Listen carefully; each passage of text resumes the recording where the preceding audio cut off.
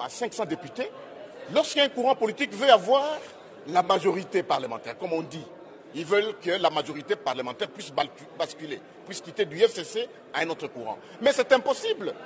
C'est le peuple qui choisit, c'est le peuple qui donne la majorité à un parlement.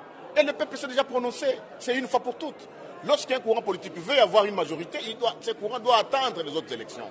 Donc, lorsqu'on donne 7 000 $, 7 000, je dis bien, à un député, multiplier les 7 000 par 500 députés, à supposer qu'ils veulent avoir toute l'Assemblée. 7 000 fois 500, ça fait 3 500 000 $ américains, chers collègues, qui ont été déboursés, parce que certains collègues ont eu ça, et nous avons des preuves. Le moment venu, nous allons les brandir.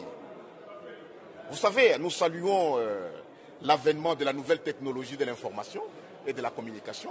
Nous avons des preuves. Pendant que les policiers sont impayés, pendant que les militaires sont mal payés, pendant que les enseignants sont mal payés, pendant que la vie se dégrade du jour au jour, on débloque de l'argent tout simplement pour avoir une majorité factice au niveau de l'Assemblée nationale. Et ça, c'est une solution impossible. Je vous signale ici avec conviction qu'ils n'auront jamais cette majorité au sein de cette Chambre. Jamais. Ceux qui ont des oreilles pour entendre, il faut qu'ils entendent ça. Parce que, chers frères, la loyauté est de loin au-dessus de la corruption. Les députés FCC, ceux qui sont allés, ceux qui ont été victimes de cette imagination, ils sont revenus. Ils sont revenus et le moment venu, nous allons le prouver. Donc, cette majorité qu'ils cherchent, une majorité factice, n'aura pas lieu.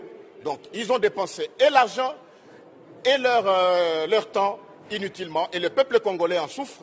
Savez-vous que la Régie des eaux a dit que la semaine prochaine, peut-être qu'elle ne pourra pas fournir l'eau dans la ville de Kinshasa parce qu'il y a une dette de 5 millions de $, que l'État congolais doit à cette société.